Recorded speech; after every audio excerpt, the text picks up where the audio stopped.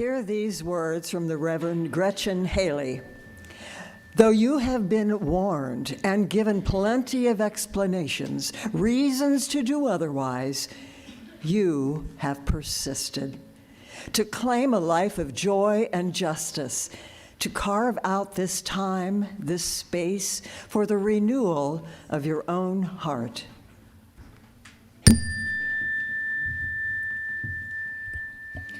Despite all the reasons, the resistance, fighting for your attention, luring you towards fear, you persist to practice gratitude for this day, this life that has been given, this chance to begin again.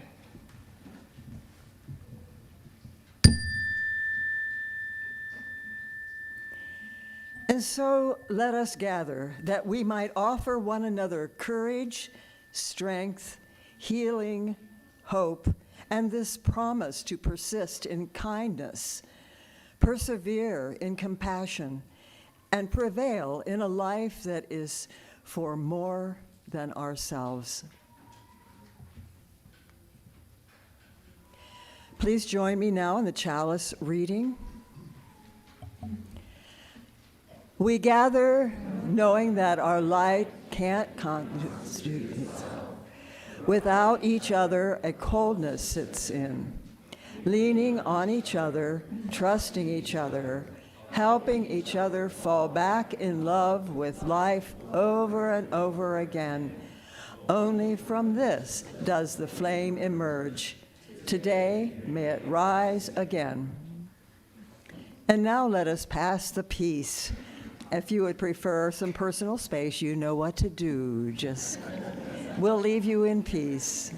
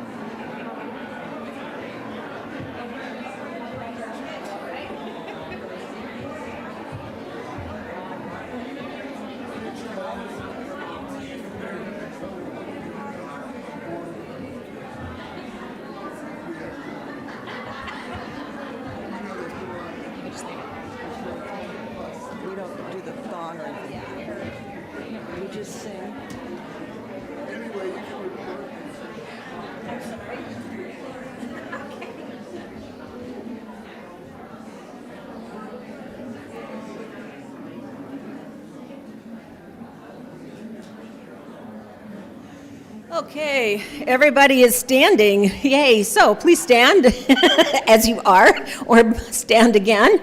And we are going to sing hymn number 323, Break Not the Circle.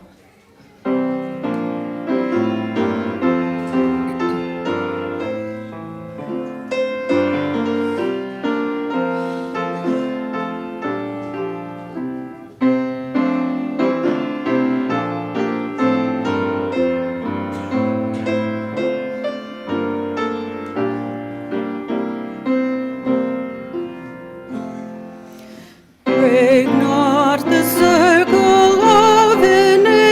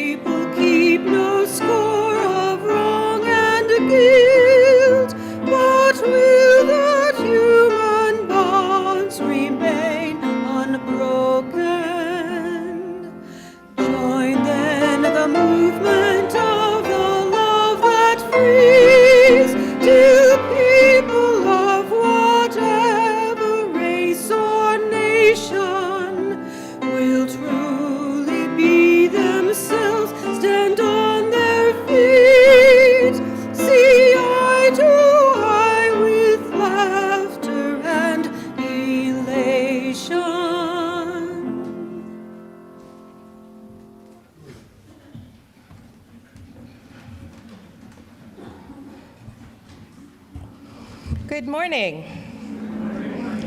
I'm Louise Alcorn, she, her, your co-celebrant this morning, along with Barb Martin. We welcome all people who welcome all people. We welcome all genders, ethnicities, bodies, and stories, whatever you are carrying with you. Sorry. This is a little feedbacky.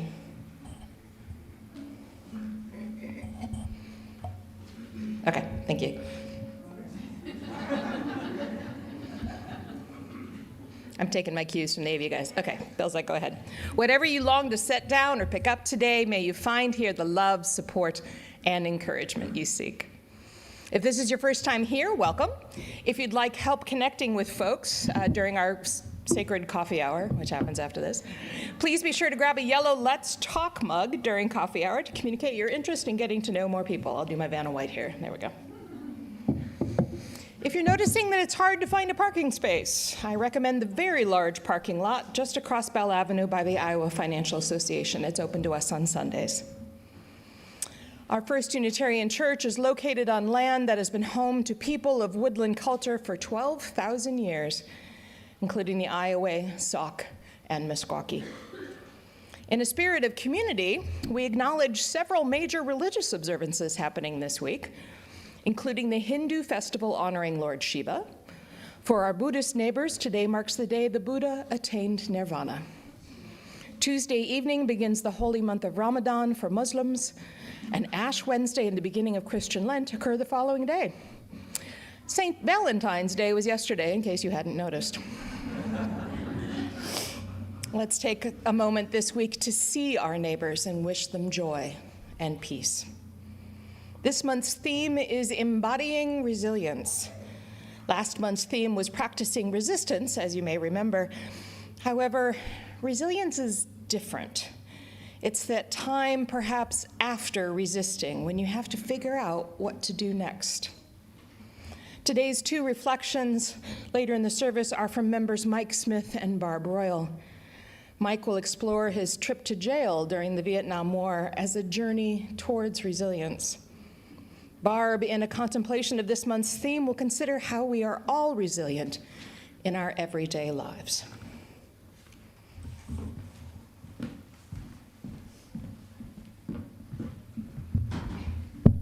Good morning. I am Barbara Martin. And as Unitarian Universalists, we are not held together by a creed, but by our commitment to one another through our bond of union. And please join with me in the reading of that union statement. We covenant to associate ourselves together for the study and practice of morality and religion, as interpreted by the growing thought and noblest lives of humanity, hoping thereby to prove helpful one to another and to promote truth, righteousness, and love in the world.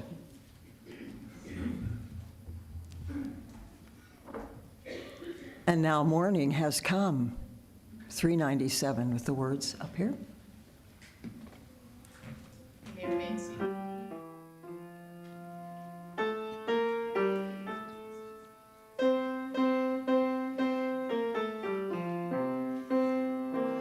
We'll go through this twice.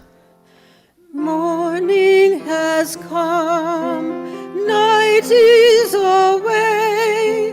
Rise with the sun and welcome the day. Morning has come, night is away.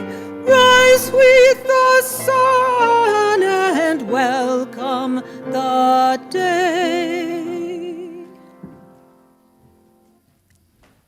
And now Faith and Know with the story. The children will come down here to her at this time. All right. Am I on? Okay. All right, if I can have all the youth come down to the front, and while they're doing that, we are going to have a little bit of an interactive story today. Have you guys sit down. So if this is your first time here, after we do the children's story, we invite youth. We're going to sing them out to class. If this is your first time here, we ask that you come with your child to the classroom, get them signed in, and then you are welcome to come back and enjoy service. Can you guys each take a rock and pass it around? Can you pass the basket around? Each take a rock and pass it. All right, today's story is the backpack that got lighter. Once there was a child named Rowan who was getting ready for a journey. Not a journey on a train or a plane, but the kind of journey that happens 1 year at a time. And before Rowan set out, someone gave them a backpack. And the backpack was empty. Rowan slipped it on and it felt light. It felt good. Can you all imagine a backpack on your shoulders? In the first year of the journey, Rowan found a shiny rock.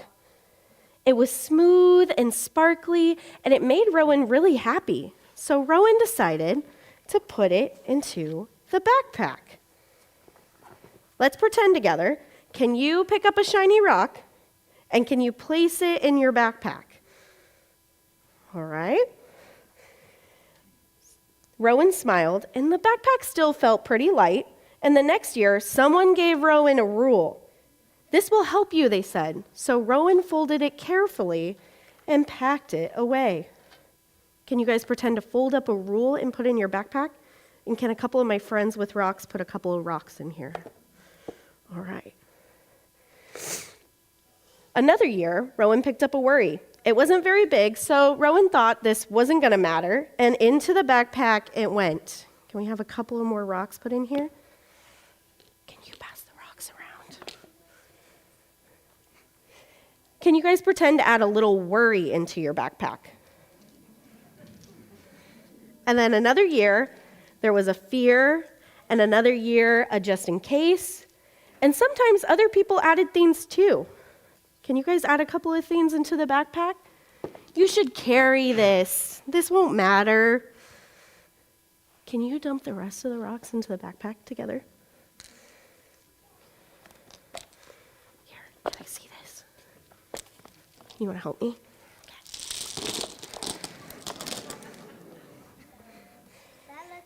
Okay. Can we help Rowan by adding those few more things? So can you pretend to add maybe a fear, maybe a what if, and then maybe we're going to add something heavy into our backpack. And at first, Rowan felt really proud. Look at how much I can carry, Rowan thought. But as the years passed, the backpack got heavier. Rowan would feel it on the hills, when trying to run, and especially when trying to get back up after falling. Can you feel how heavy this backpack is on your shoulders? How heavy does that feel? Is that pretty heavy? A little too heavy.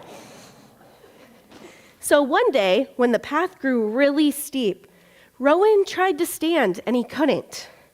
So Rowan sat down, and an old traveler came along carrying a much smaller backpack. "Your backpack looks heavy," the traveler said. "It is," Rowan replied, "but I need everything in it." And the traveler smiled gently. "When was the last time you opened it?" And Rowan couldn't remember. So together, they took the backpack off. Can you guys all take off your imaginary backpacks for a moment? And Rowan opened his pack. And inside were all those things he had been carrying for years. We had the shiny rock, the rules, the worries, the fears, the just in cases, and the traveler said, as we grow, we can ask new questions. And Rowan picked up the first item. Do I still need you? Let's ask together. Can we ask together? Ready? Do I still need you? Some things were still important, like the shiny rock, that stayed, and one rule that helped Rowan to be kind. A small just in case stayed. If something feels helpful, pretend to put it gently back into your backpack. So like the shiny rock was important, so we'll put that back in our backpack, right? But other things felt different now. too heavy, too tight, too tired? These, the traveler said, have already taught what they came to teach you. So Rowan gently placed those items beside on the path. Can you pretend to take one heavy thing out of your backpack and set it down? Nothing bad happened. Rowan wasn't weaker. Rowan wasn't empty. Rowan was lighter. So then Rowan put his backpack back on. You want to try again? No. You want to try? How does it feel now? Does it feel better? Lighter? So Rowan stood up and he kept walking, and he learned something important. Resilience isn't about carrying everything. Resilience is learning over time what to carry and what you are finally strong enough to let go. Then, we're going to sing the children out to class now.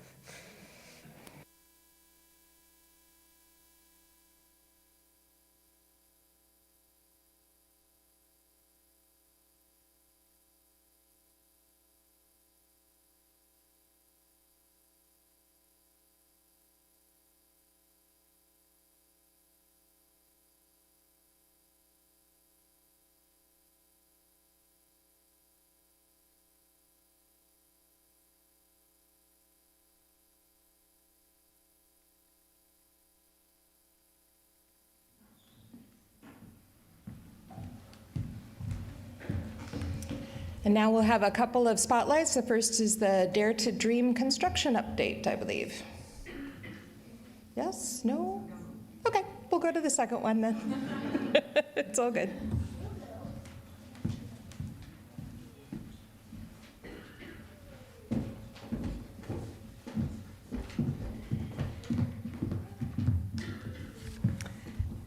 Good morning. I'm Elaine Imlau, she, her. And I'm Courtney Wolf, she, her. And we're the new leaders of the Immigration Justice Team. And really happy to be part of this.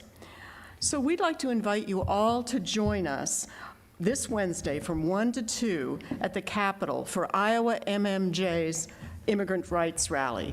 Iowa MMJ is Iowa Migrant Movement for Justice and one of our cherished partners in this work.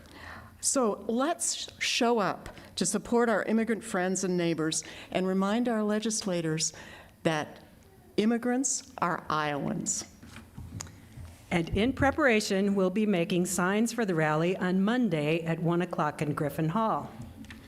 So if you can, and we really hope many of you can, please join us at the Capitol at 1 o'clock. Give yourself a little time to get in, to park and get in, and help support our immigrant friends and family. And if you're interested in joining our team, please fill out our new Immigration Justice Participation Survey from the link in the latest intercom, and it will soon be on the website under Social Justice, or talk to one of us after the service. Help melt ice.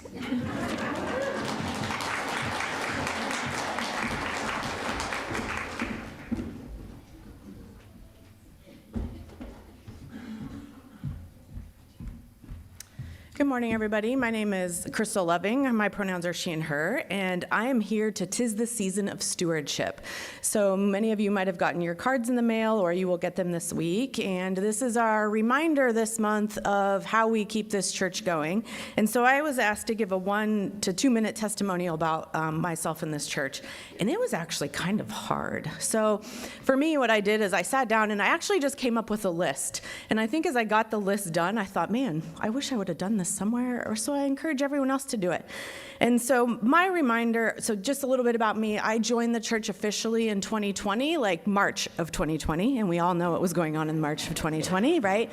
So I had been coming to the church on and off for quite some time, a little bit steady through 19 and into 20, because we all know what the state of the world was then. It was on fire in a different way, and now it feels I didn't think I would ever say it, even more on fire. And I was looking for my community, right? Where were people that I could be around that would lament like I would lament, but give me space to sort of grow and challenge my thinking?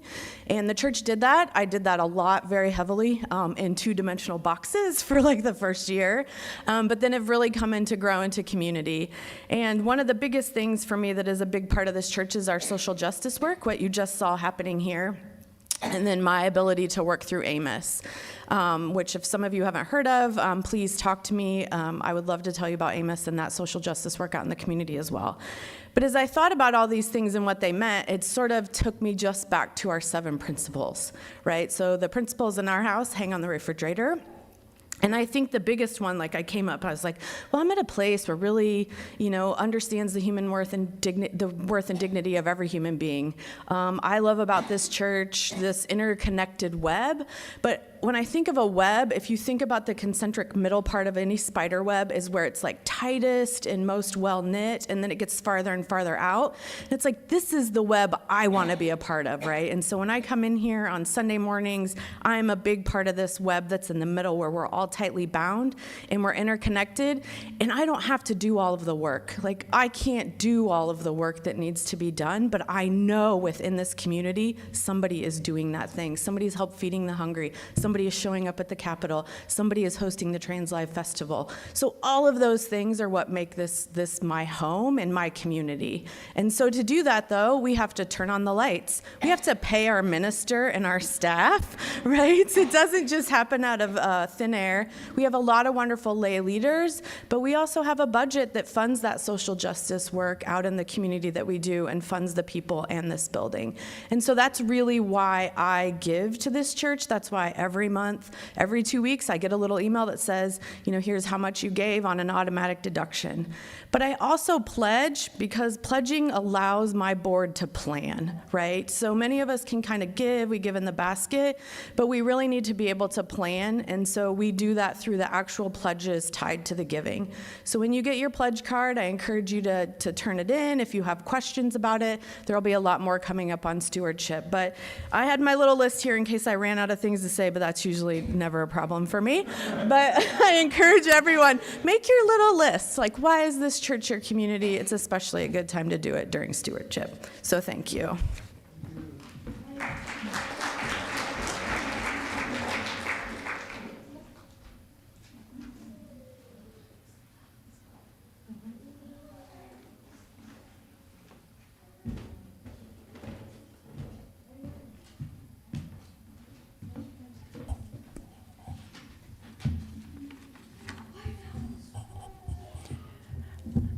I'm Ellen Taylor, she, her, pastoral care associate for our congregation.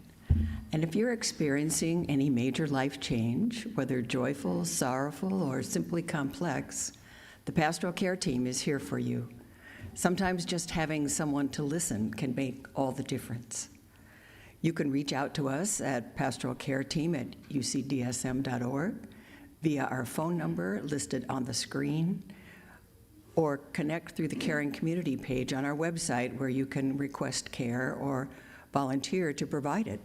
You're also welcome to speak with me or any member of our team. At the desk outside the auditorium, you'll find our Cares and Concerns box. There are cards alongside the box that I invite you to fill out if there is something weighing on your mind or heart that you would like to share with the Reverend and the pastoral care team. You're welcome to remain anonymous if that helps to simply know you're not holding things, if it helps to simply know you're not holding things alone, or you can include contact information to request a conversation with the Reverend or a member of our team. Whatever you're facing, you don't have to do it alone. This weekend, we have no new joys or sorrows to share this week, but we understand that there's a lot on the hearts of many in this community today. We continue to send our good energy to Shelley Kaldenberg, who's been hospitalized and is recovering from RSV and meningitis. We will continue to surround the Lockman family with our love as they grieve the loss of Todd's mother and Torin and Tabitha's grandmother, Bonnie. We know that there is so much going on in your lives that we have shared here today, more people weighing on your minds and hearts. So let us speak now the names of those you feel could use some extra care and attention. You may say the name out loud or type it into the chat for those of you online. As we share these names, may the love of our community surround all of us.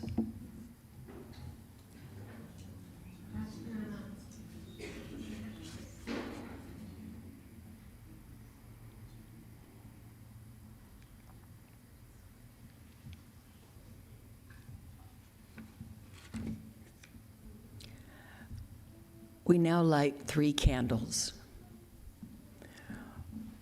One for the joys and sorrows shared aloud, one for those shared in writing, and one for those held silently among us. For all these, we now observe a minute of silence.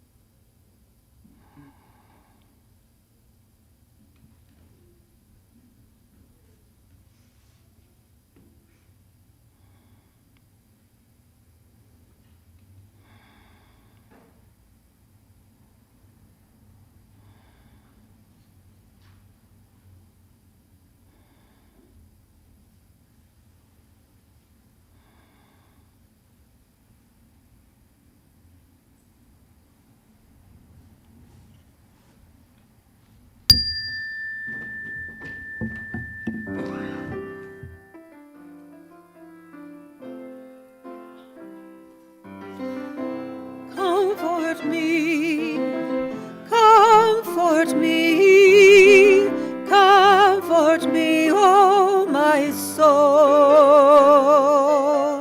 Comfort me, comfort me, comfort me, oh my soul. Sing with me, sing with me, sing with me, oh my soul. Sing with me, sing with me, sing with me, oh my soul.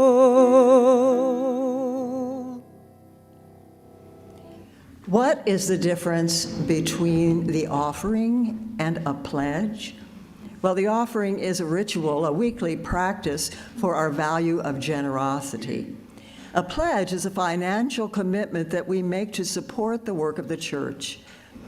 For perspective, the Sunday offering provides about 3.5% of the annual budget. Every year around this time, our Excellent Stewardship Committee reaches out to you to ask what you might be willing to pledge for the next year, and we set the budget according to those pledges. We hope that you will pledge generously, and we hope that you will join us on February 28 for the Stewardship Dinner. We now take up the offering of the morning, our practice of generosity. For in giving, we receive.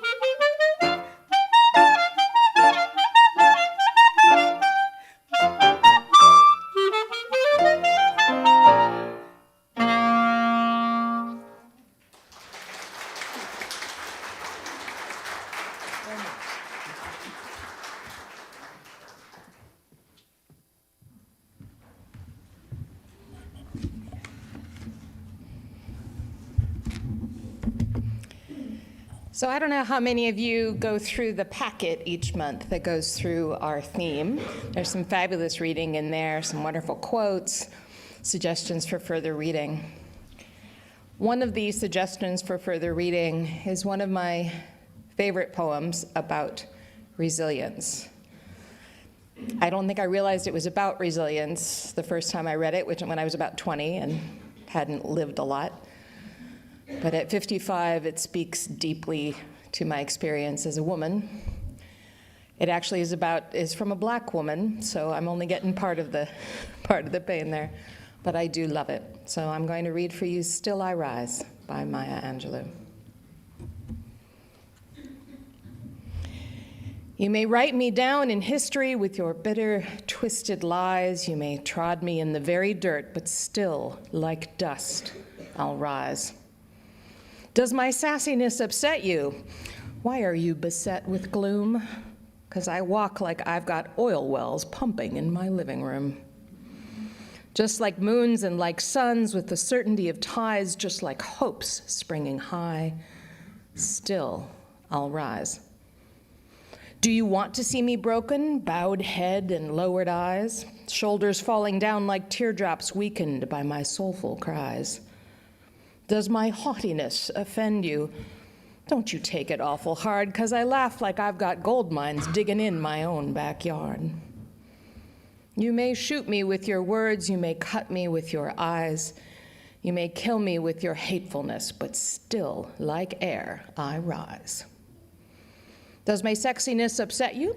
Does it come as a surprise that I dance like I've got diamonds at the meeting of my thighs? Out of the huts of history's shame, I rise. Up from a past that's rooted in pain, I rise. I'm a black ocean leaping and wide, welling and swelling, I bear in the tide.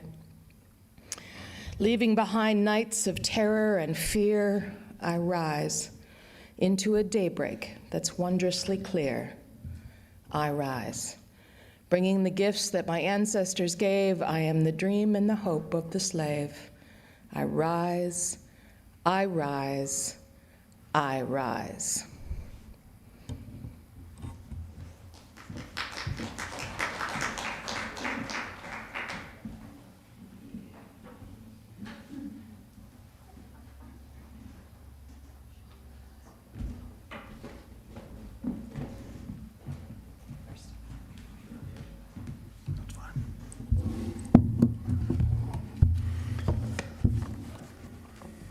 I'm Mike Smith. I found a home in this church about 37 years ago. My story starts about 20 years ago. I was driving and listening to public radio, and I caught an interview with a therapist who was talking about morbidly shy boys who didn't learn social skills until they were in early adulthood. And I thought, oh, that was what was wrong with me. And actually, that short interview didn't talk about the underlying causes, and I've had reason since to think about those underlying causes. In any event, I was a timid boy. At recess or lunch break at Waukee School in about 1950, I was the last chosen for Cowboys and Indians. What does that tell you about timidity? I had no athletic ability. I almost failed first grade, but then I became a reader. Oh, thanks.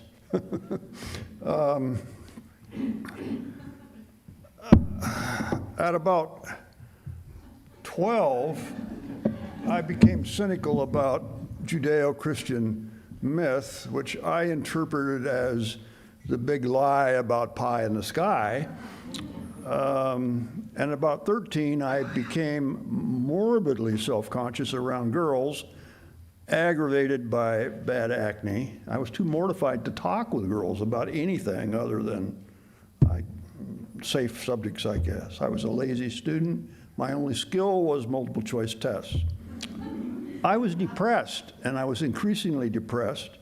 I enrolled at Drake University at age 17, emotional age about 12, deepening depression, couldn't concentrate. I was in and out of Drake, and this was the early 60s. I was working minimum wage jobs to support myself because my family had paid part of the first year's tuition, and they then gave up on me. And the draft was looming. I was convinced the U.S. military was propping up a corrupt dictatorship in Vietnam. And then in the fall of 1965, the draft caught up with me. I got a notice to take a physical. I passed. And then I got a new 1A classification card and a notice to report for military induction.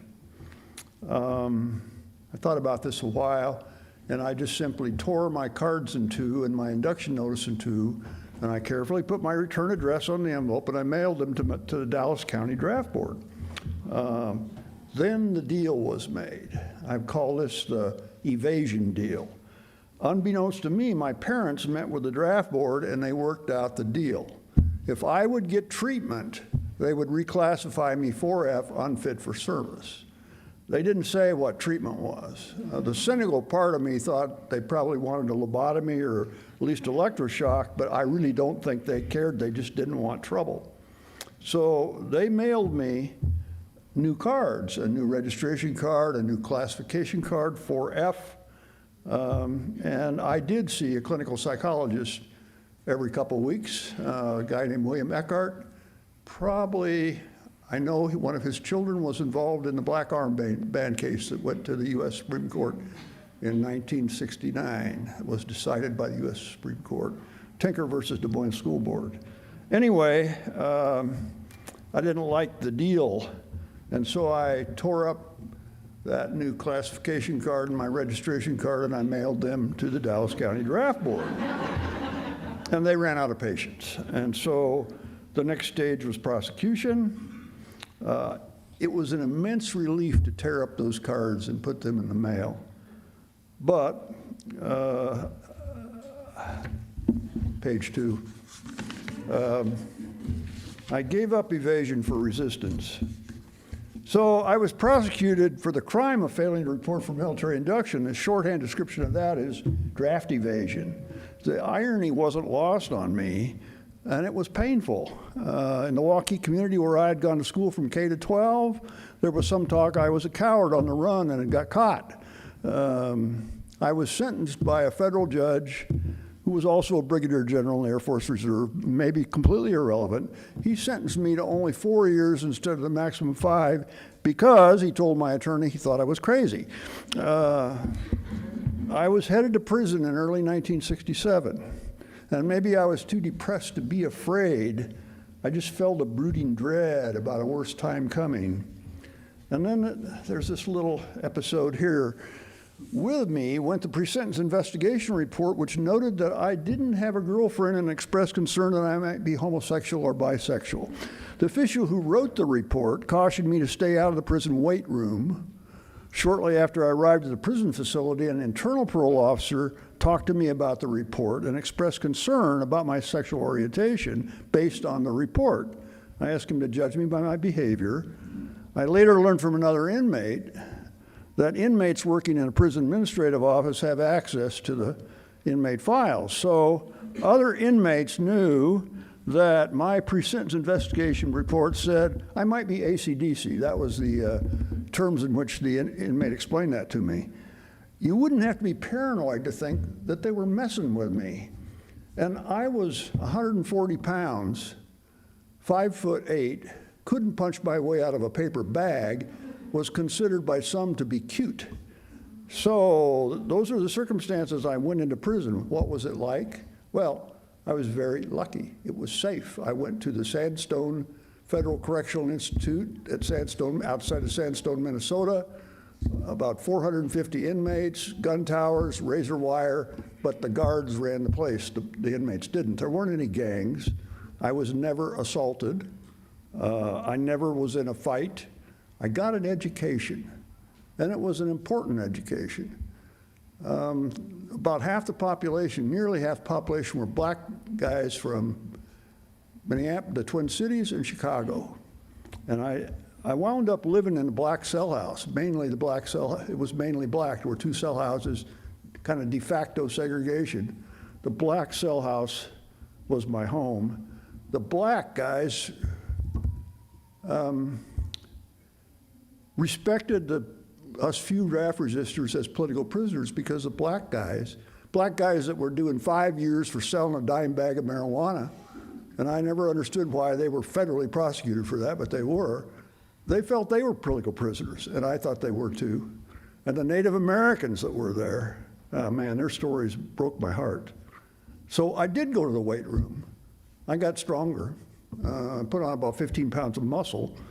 That didn't make any difference, but I felt more confident. But all the time I struggled with being complicit. So, I found that my fellow resistors all struggled with being complicit.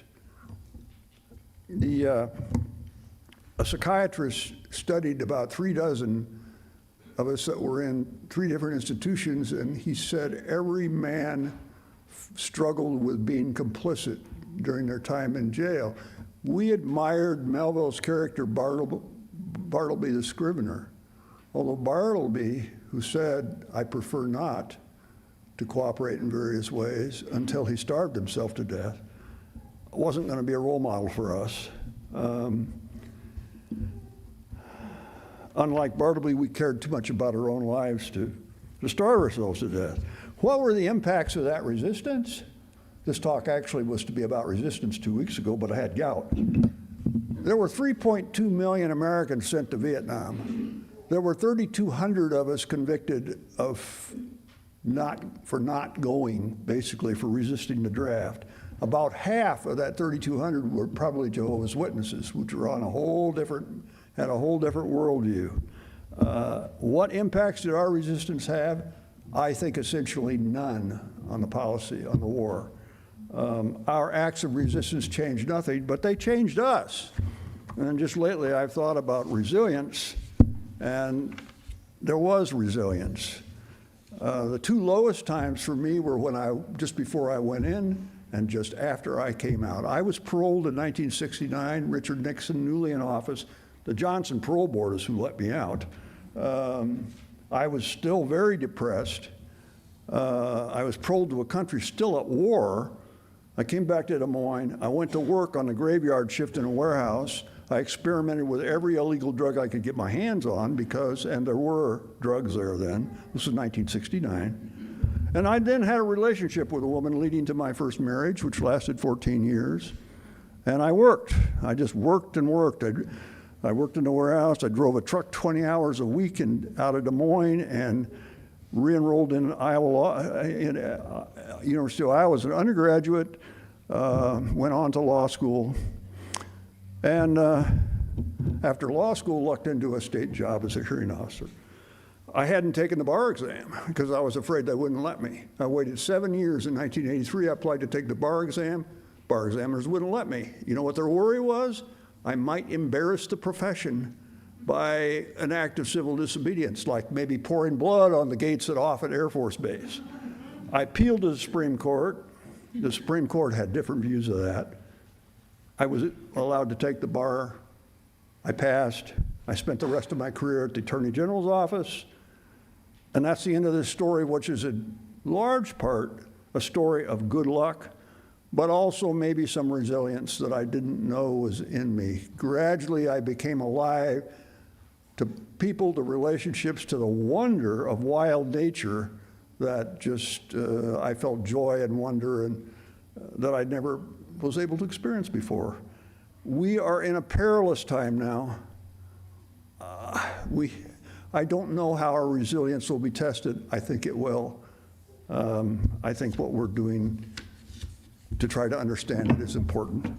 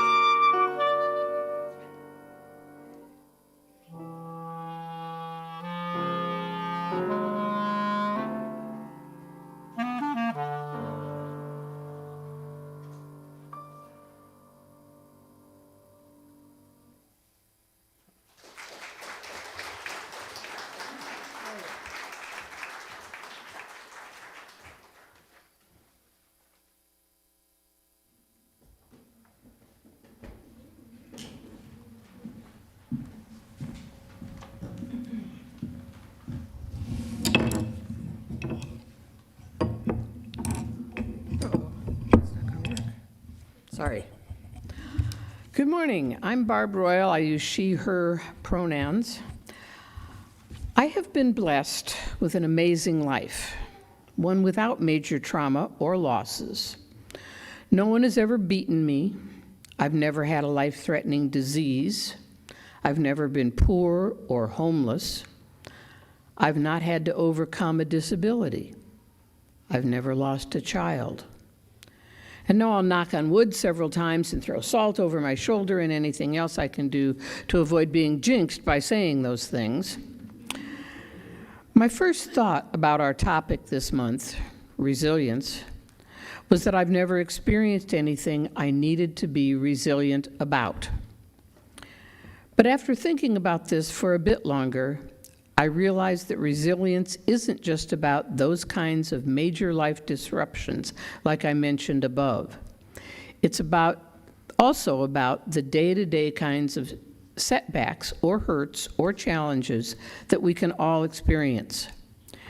Resilience is the quality that we all have that helps us get through every single day without letting minor incidents or even very painful events turn into major obstacles that interfere with our ability to continue to put one foot in front of the other, to get on with living. As I looked back on my life, I began to think of times when I have faced challenges, and I realized that all challenges, big or small, call for some level of resilience. So here are a few examples from my life.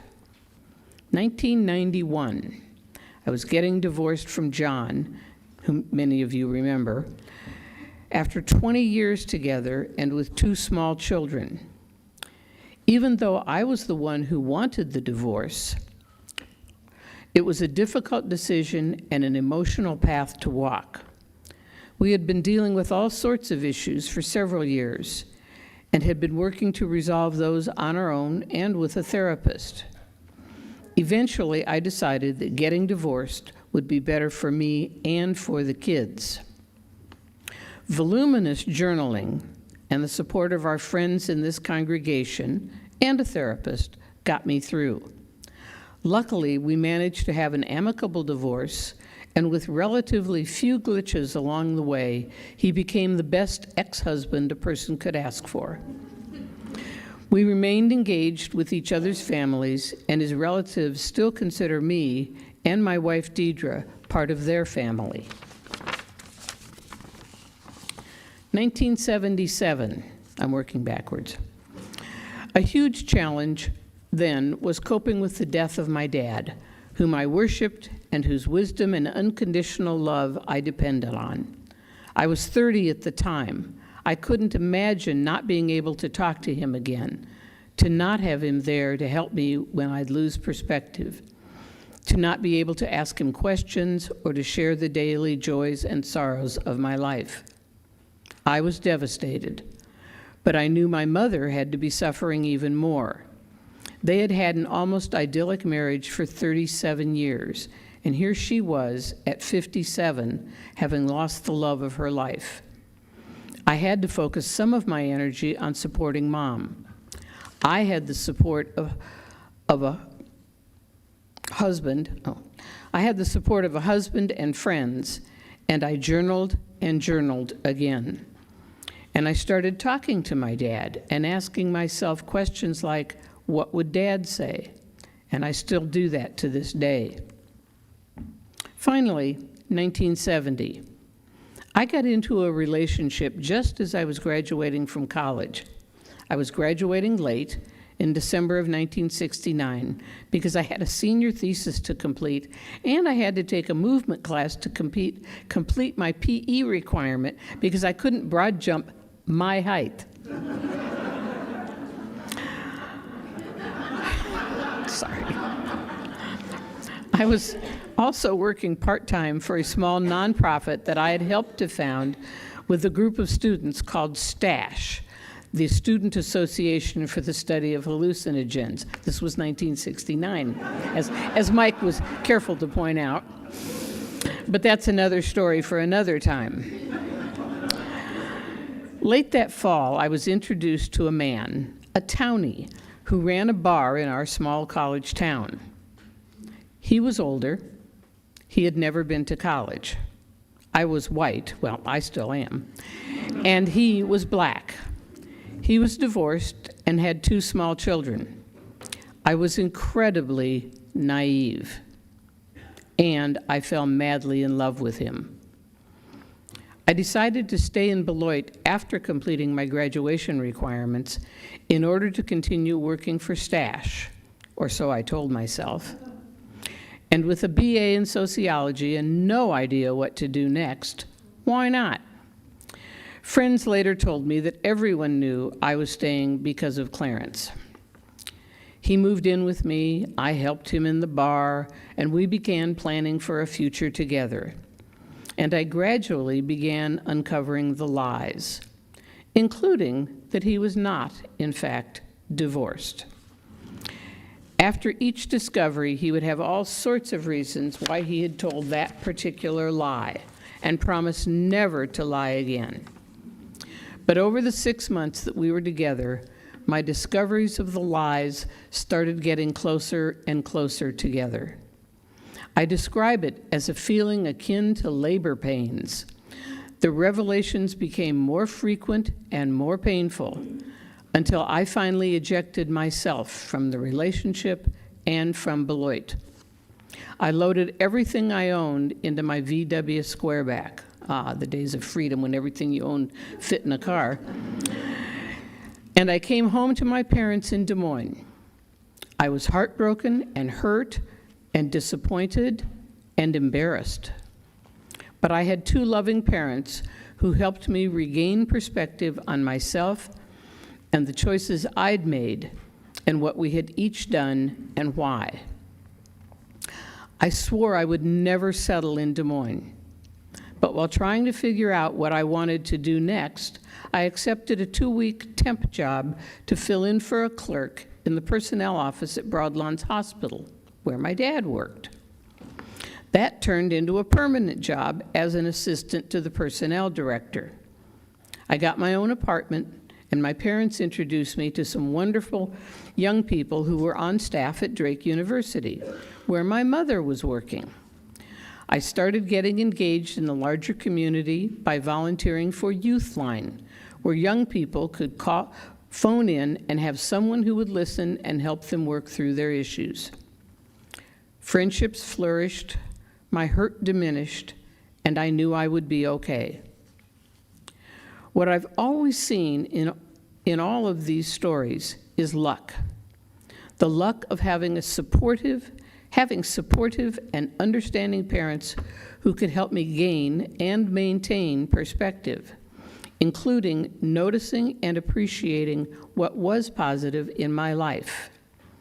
I also see connection. I was able to connect with other people and develop a supportive community. And I see giving back, turning some of my attention outward in trying to help others reinforce my belief that I too could heal. All of these things, luck, support, connection, giving back, have contributed to my own resilience. Thanks.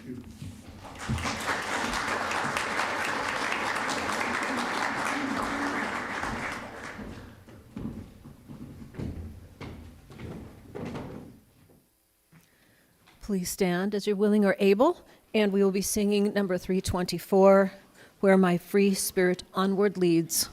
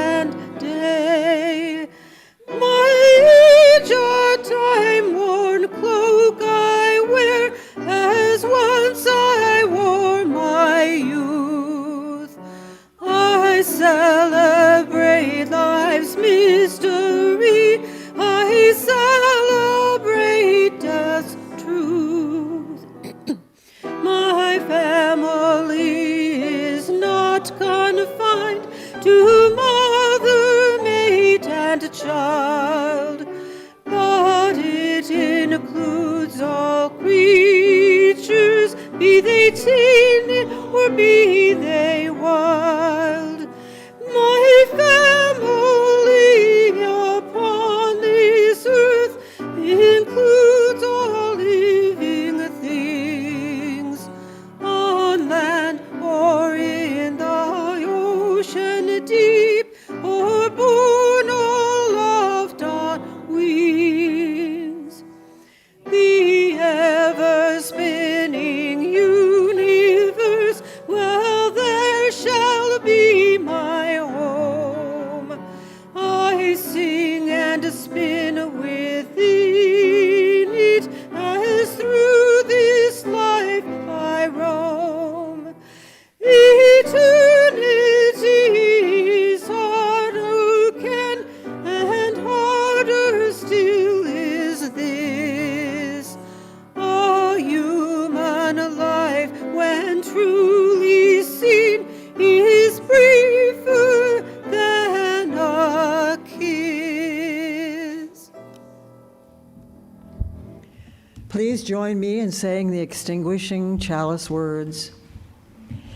May you embrace your growing compassion.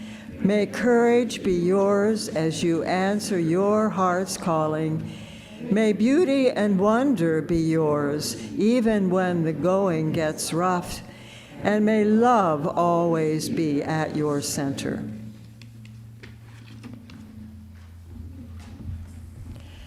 Letting go of what should be, we find ourselves in the place of courage, simplicity, and open-hearted living. Go forth in resilience, compassion, and love.